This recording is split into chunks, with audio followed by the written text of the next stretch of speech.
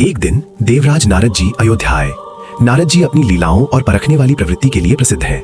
उन्होंने सोचा क्यों ना हनुमान की भक्ति और श्री राम की मर्यादा की परीक्षा ली जाए। उसी समय एक महान तपस्वी ऋषि भी अयोध्या पधारे थे। सभा में सभी ने उनका सम्मान किया। हनुमान जी से अनजाने में उस ऋषि के प्रति आदर प्रकट करने में त्रुटि हो गई। ऋषि को ये अपमान लगा। ऋषि क्रोधित होकर राजसभा में पहुंचे और बोले, राजन, आपकी सभा में मेरे साथ अनादर हुआ है।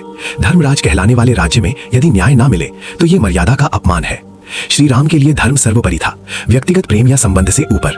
उन्होंने शांत स्वर में कहा, यदि दोष सिद्ध है तो दंड भी होगा, चाहे वो मेरा प्रिय भक्त ही क्यों ना हो। सभा में सन्नाटा छा गया। लक्ष्मण और भरत व्याकुल हो उठे, पर श्री राम का चेहरा गंभीर था। जब हनुमान को बुलाया गया, उन्होंने सिर झुकाकर कहा, प्रभु, यदि मुझसे भूल हुई है तो दंड स्वीकार है। आपका आदेश ही मेरा जीवन है। न कोई तर्क, न कोई सफाई। कथा के अनुसार दंड के रूप में मृत्यु का आदेश घोषित हुआ। जब समय आया, हनुमान शांत होकर बैठ गए और राम नाम का जप करने लगे। उनका मन, प्राण और चेतना पूरी तरह राम नाम में लीन हो गई। श्री राम ने धर्म निभाने हेतु बाण उठाया।